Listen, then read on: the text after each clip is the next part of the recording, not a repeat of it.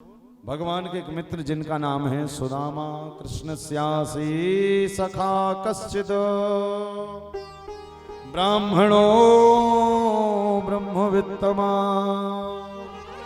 विरक्तिन्द्रियार्थेषु प्रशांतात्मजितेन्द्रिया। भगवान के एक मित्र हैं जिनका नाम है सुदामा। सुदामा कौन? बोले जिनके पास में अच्छा वाला धन है।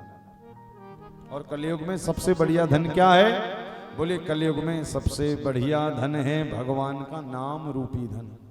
जो बोले खर्च न खूटे चोर न लूटे, दिन दिन बढ़े सवायो, पायो जी मेरे राम रतन धन पायो, राम रतन धन पायो। सुदामा जी के पास में सबसे बढ़िया धन था भगवान का नाम। सुदामा जी गरीब नहीं थे। सुदामा का अर्थ गरीब नहीं होता, सुदामा का अर्थ होता है सुया ने सुंदर दाम याने धन, उसी का नाम है सुदामा। खाने के लिए घर में भोजन भी नहीं, उसके बाद भी कहते गोविंद ये तेरी कृपा है। देखिए भक्त वही है जिसके जीवन में कष्ट कम है, वो भक्त नहीं है। जिसके जीवन में कष्टों की बरसात होती है वो भक्त है। क्यों? याद रखिएगा, भगवान कष्ट पापियों को नहीं देते, तो किसे देते हैं? बोले भक्तों को। तो एक भगत ने कही अच्छा कष्ट देने के लिए भगवान को भगत ही मिलते हैं? नहीं, भगवान को पता होता है कि ये मेरा है, ये मेरा है, ये मेरे कष्ट पाकर मर जाएगा किंतु कभी मुझसे शिकायत नहीं करेगा। इसी कारण मेरे गोविंद भक्तों को ही कष्ट देते हैं। भैया इसी कारण कष्ट पाकर कभी दुखी मत हुआ करे, समझ जाया करे मेरे बांके बिहारी लाल की कृपा की बरसात हो रही है।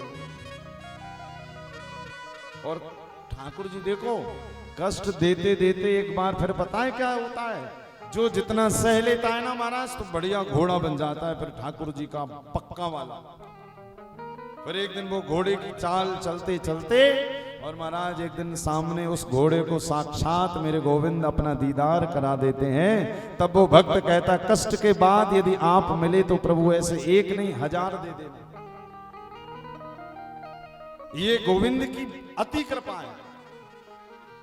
भगवान सुखदेव गुरुदेव कहते राजन सुदामा के ऊपर कष्ट है किंतु सुदामा जी शिकायत नहीं कर रहे।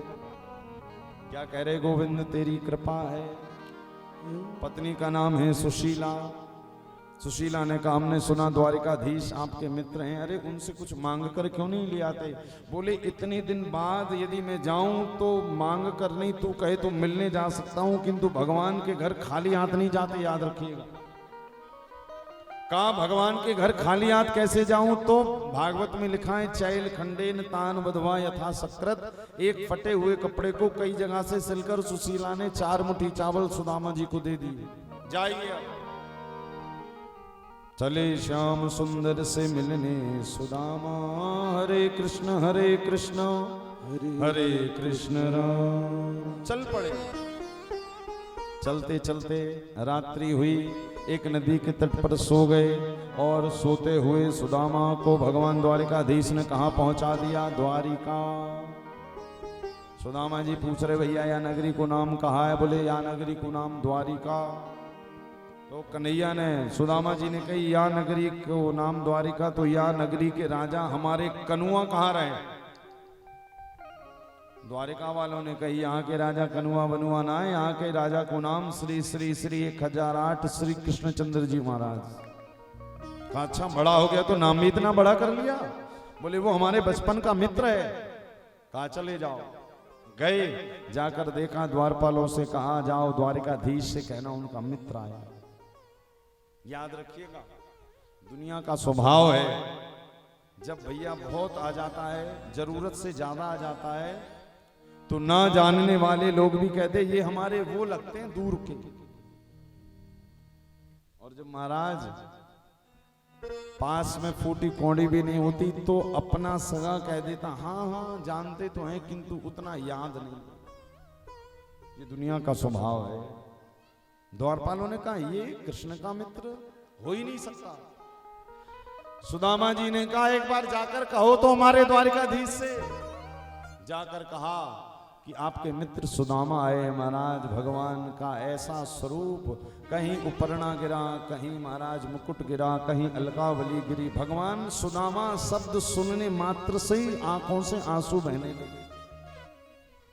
भगवान को पता चल गया कि कष्ट पाने के बाद भी मुझे भूला नहीं, और देखो भटकता हुआ अटकता हुआ आज मेरे द्वारिका आ गया, अब तो मैं इसे दर्शन दूंगा ही। और मेरे गोविंद आज अपने राज सिंहासन को छोड़कर अपने कष्ट पाने वाले भक्त का स्वागत करने चल पड़े। याद रखिएगा, जिसके जीवन में जितना कष्ट है मेरे गोविंद उसका उतना बढ़िया स्वागत करते हैं। गए, जाकर सुदामा जी को देखा, लेकर आए, और महाराज ठाकुर जी द्वारिकाधीश सुदामा जी के श्री चरणों में सर रखकर रुदन कर रहे कि देख सुदामा की दीन दशा, करुणा करके करुणा निधि रो, पानी परात को हाथ छोड़, नैनन के जल से पग धो। आज भगवान द्वारिकाधीश सुदामा के कष्टों को देखकर रो रहे हैं। अच्छा देखिएगा, भगवान के जब हम बन जाते हैं, मित्र बन जाएं, सखा बन जाएं, दीवाने बन जाएं, तो फिर क्या होता है? कष्ट मिलते तो हैं किंतु भगवान उन कष्टों को जरा हल्के में ही निकलवा देते। सुदामा को कष्ट तो बहुत सारे मिलने थे, किंतु भगवान का मित्र होने के कारण वो कष्ट जल्दी से भगवान ने पार करा दिया। भाई इस उदाहरण से समझिएगा कि आपको कष्ट होने वाले 1 महीने के, किंतु यदि आप भगवान में लगे हो तो वो कष्ट 2-3 दिन में ही आकर और निकल जाता।